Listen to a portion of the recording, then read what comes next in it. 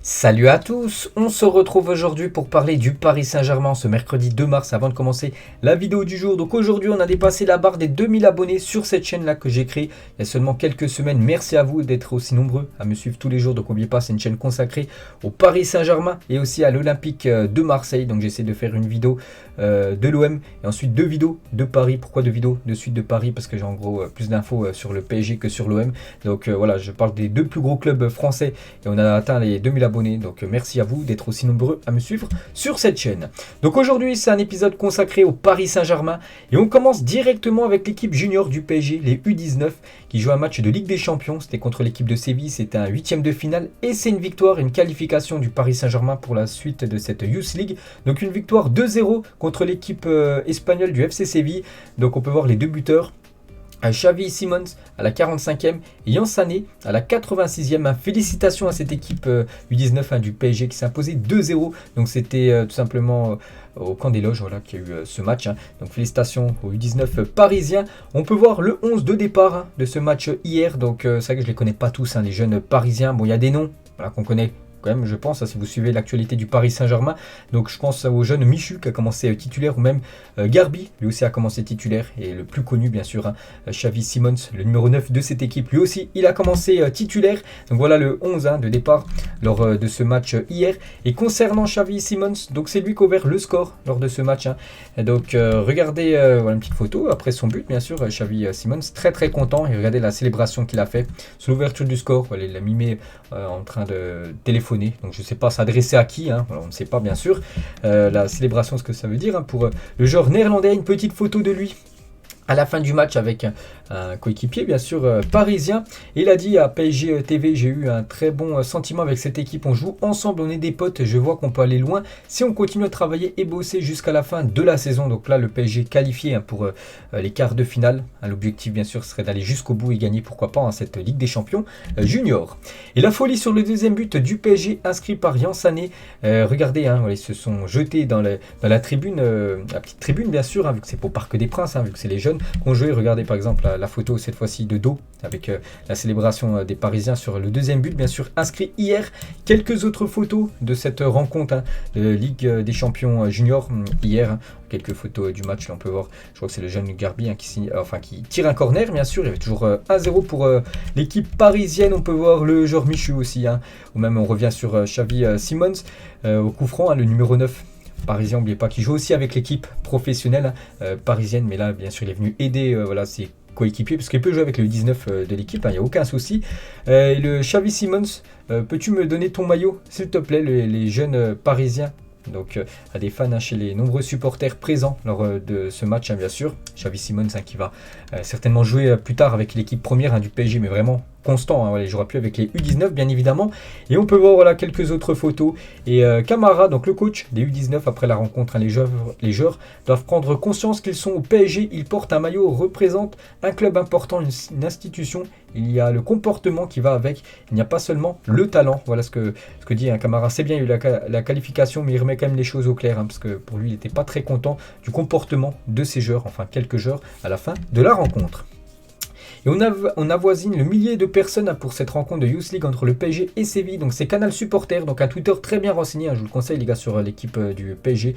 Donc celui qui gère le Twitter était hier pour assister à ce match. Donc il a fait quelques photos. Donc il y avait quand même plus de 1000 personnes pour regarder un match. En plus c'était en plein après-midi et c'était un mardi. Voilà, normalement il y a beaucoup de gens qui travaillent une sacrée performance vu le jour et l'horaire. Voilà, c'est pas par exemple un week-end, c'est en plein après-midi, un mardi en pleine semaine. Et il y avait plus d'une vingtaine d'ultras qui sont venus encourager les jeunes parisiens bien sûr. Donc ça c'est les ultras de l'équipe parisienne. Voilà, l'équipe professionnelle bien sûr sont venus encourager les jeunes parisiens. Et il y avait quand même du beau monde, parce qu'on peut voir un invité de prestige pour cette rencontre avec la présence de Sergio Ramos. Ramos était présent, il est venu voir son équipe, voilà, les jeunes du Paris Saint-Germain. N'oubliez pas que Séville aussi, c'est un ancien club de Sergio Ramos avant de signer du côté du Real Madrid. Il jouait du côté de Séville. Donc voilà, c'est pour ça que c'était deux clubs que Ramos bien sûr a dans son cœur. Et il n'y avait pas que lui, il y a aussi Dina Kimpembe, voilà, qui était aussi présent. lors de ce match, bien sûr, qui sont venus assister à la rencontre. Cette fois-ci, les gars, on va parler de l'équipe professionnelle, bien sûr.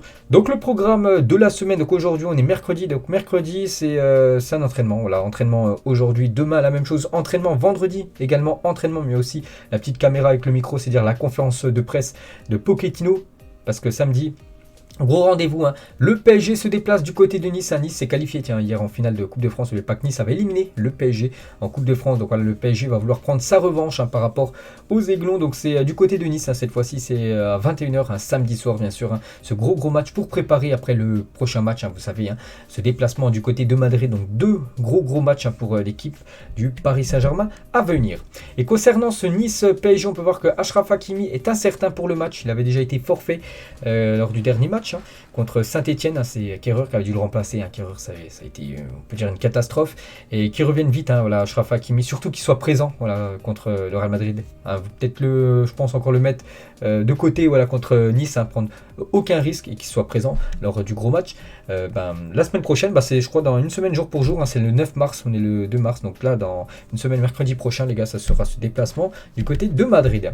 Nuno Mendes a repris aujourd'hui la course et a même participé à 2 jeux avec ballon. Son cas ne susciterait pas d'inquiétude au sein du staff du PSG. Lui aussi il a une petite gêne musculaire, Nuno Mendes, donc peut-être aussi aucun risque sera pris, parce que lui aussi je pense qu'il sera titulaire du côté de Madrid la semaine prochaine bien sûr, s'il est apte à jouer. Et Mathieu Bonnemer, ancien footballeur, il a dit Nuno Mendes c'est le profil type des latéraux modernes, très bon offensivement, capable de répéter les courses à haute intensité, qui va très vite et avec une grosse qualité de centre. C'est vrai que voilà, il a tout dit, c'est vrai qu'il fait le piston sur le côté, il va vite, il apporte beaucoup offensivement, donc pour l'instant il fait vraiment le taf du côté du PSG. N'oubliez pas que c'est pas un joueur actuellement de Paris, il est prêté par le Sporting, mais le PSG devrait l'acheter définitivement aux alentours des 40 millions d'euros. On va souhaiter un joyeux anniversaire car hier en ce 1er mars, donc Juan Bernat a fêté ses 29 ans hier. Donc félicitations, surtout bon anniversaire à lui, au latéral espagnol, qui s'est fait prendre sa place par Nuno Mendes. Donc deux grands joueurs comme sur ce poste de latéral gauche. Et aussi Paul Le Guen, ancien joueur du Paris Saint-Germain qui a fêté hier ses 58 ans. Paul Pogba et Marco Verratti, surtout le Parisien. Donc hier, il était à la Fashion Week de Paris. Donc il a rencontré et surtout retrouvé Paul Pogba. Les deux, bien sûr, se connaissent. Et toujours avec Marco Verratti. Donc aujourd'hui, il passe en commission de discipline par rapport à ses propos qu'il avait fait lors du match Nantes-PSG. Il y a déjà plus de 2 semaines où il avait dit l'arbitre nous a chié dessus lors de ce match. Vous vous souvenez, le PSG s'était incliné 3-1. Donc Verratti pourrait écoper de 3 matchs de suspension, dont 1 avec sursis après ses propos à l'encontre de l'arbitrage lors du match Nantes-PSG. Donc l'officialisation devrait être cet après-midi, parce que là c'est cet après-midi bien sûr, qui passe en commission de discipline. Et Tony Chaperon, donc un ancien arbitre, il a dit « Il m'étonnerait fort que Mickaël Lesage soit encore arbitre de Ligue 1 l'année prochaine. » C'est lui qui avait été, on peut dire nul, lors de l'arbitrage Nantes-PSG. C'est pour ça que Marco Verratti avait pété un câble. Donc d'après Tony Chaperon, Mickaël Lesage ne devrait plus arbitrer en Ligue 1 la saison prochaine à cause de son niveau qui est très médiocre. Le classement des affluences du week-end dernier en championnat et le match où il y a eu le plus de monde, c'est le match PSG Saint-Etienne. Il y avait plus de 45 000 personnes du côté du Parc des Princes pour regarder cette belle victoire parisienne 3-1 contre les Verts.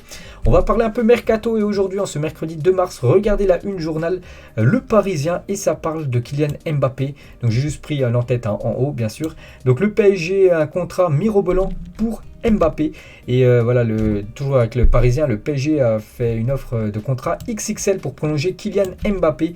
Donc on peut voir à peu près c'est quoi ce contrat. Donc un salaire 50 jusqu'à 53 millions d'euros net par an, c'est énorme. Une prime de fidélité de 100 millions d'euros. Si vous venez à prolonger, il toucherait quasiment, c'est comme si c'était une prime à la signature en gros. 100 millions directement de son compte bancaire. Rendez-vous compte, 100 millions.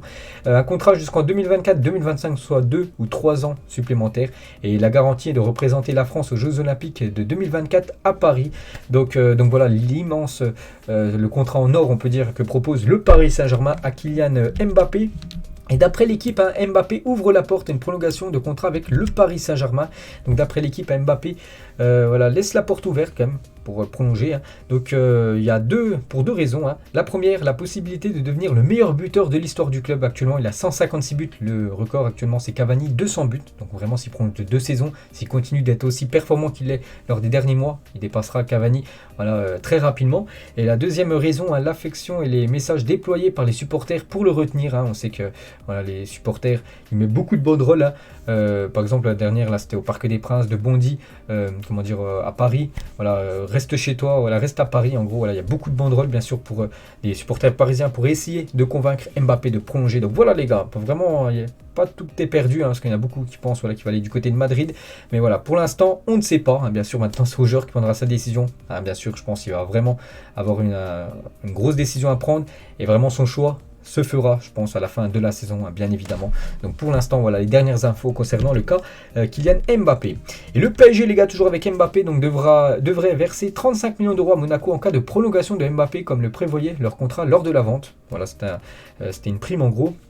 Donc il pourrait ne pas payer ces 35 millions d'euros si Mbappé venait même à prolonger du côté de Paris. Pourquoi? Donc pour éviter ça, Paris souhaite signer un nouveau contrat en juillet 2022 plutôt que le prolonger en cours de saison. Donc vous avez compris. Donc la fin de son contrat c'est au 30 juin. Donc en gros peut-être le 1er ou même le 2 juillet si bien sûr Mbappé accepte de prolonger. Donc le PSG lui proposera un nouveau contrat et du coup ils n'auront pas ces 35 millions d'euros à verser à Monaco, parce que s'il devait verser cette somme, c'est qu'il est encore sous contrat, il prolongeait. Donc voilà le petit coup de crasse que pourrait faire le PSG à l'équipe de Monaco. Bon, c'est comme ça bien sûr, c'est comme 35 millions d'euros, c'est une sacrée somme que pourrait éviter de payer l'équipe parisienne. Et toujours avec Mbappé, cette fois-ci son petit frère Ethan Mbappé. Donc si Kylian Mbappé quittait le PSG, parce qu'on parle de la prolongation, mais c'est quand même dernières infos aussi, du côté de l'Espagne, eux ils voient vraiment Mbappé venir du côté de Madrid. Bref, donc son frère Ethan lui pourrait rester au centre de formation, même si Kylian allait du côté de Madrid. Voilà, son petit frère Ethan qui monte en puissance lui aussi, lui devrait rester bien sûr du côté de Paris au centre de formation, où son évolution séduit tout le monde. Donc voilà les dernières infos concernant les deux frères Mbappé. On va parler de Sergio Ramos. Donc les Los Angeles Galaxy est prêt à signer. Sergio Ramos a déjà initié une prise de contact avec le clan de l'Espagnol. Donc Sergio Ramos, on sait qu'il vit une saison compliquée, c'est dommage parce que les peu de matchs qu'il a joué, on a pu voir que c'est un leader, il a leadership et il est toujours performant quand il joue, bien sûr, quand il n'a pas ses blessures, mais il est trop blessé. Et on peut voir du coup que les Los Angeles Galaxy pensent à faire venir Sergio Ramos, peut-être, je pense, le PSG, si vraiment il y a une offre concrète, je pense qu'ils laisseront filer le défenseur espagnol, parce que pour l'instant, le PSG paye son salaire, un gros salaire quand même, puis il n'y a pas de rendement vu qu'il ne joue pas, le joueur Sergio Ramos. Et concernant Wijnaldum, qui déçoit Wijnaldum depuis son arrivée, l'Atlético de Madrid apprécierait le milieu de terrain du PSG, Georginio Wijnaldum, ça aussi, c'est un joueur qui pourrait quitter le club l'été prochain. Et on finit aujourd'hui les gars, on va parler de l'académie du PSG. Donc vous savez que le PSG est un peu partout dans le monde maintenant, vu que c'est une équipe internationale, c'est plus que national. Et c'est installé un peu partout, que ce soit en Chine et même aux États-Unis. Il y avait le PSG Academy Cup USA, s'est déroulé du 29 janvier au 30 janvier, là il y a quelques jours, aux États-Unis, à Miami, réunissant 22 équipes de tout le pays, de Miami à Los Angeles en passant par Fort Lauderdale et Phoenix ou encore Houston. Bref, voilà une petite info les gars. Donc sur cette compétition qui s'est organisée du côté du continent américain. Voilà petite bien sûr quelques photos et on peut voir par exemple les équipes qui ont gagné. Par exemple l'équipe U13 c'est l'équipe Neymar de Miami qui s'est imposée, ou même les U15 donc c'est l'équipe d'Icardi de Phoenix qui s'est imposée lors de ce tournoi. Donc voilà les gars ce qu'il y avait à dire aujourd'hui côté Paris Saint-Germain. Donc on se retrouve demain les gars, je verrai si je parle du PSG ou on parle de l'OM, tout dépend où j'ai le plus d'infos tout simplement. Et voilà, donc n'hésitez pas aussi à vous abonner, on a dit on a passé les 2000 abonnés, merci à vous et à plus tard et bonne journée surtout à vous, ciao à tous.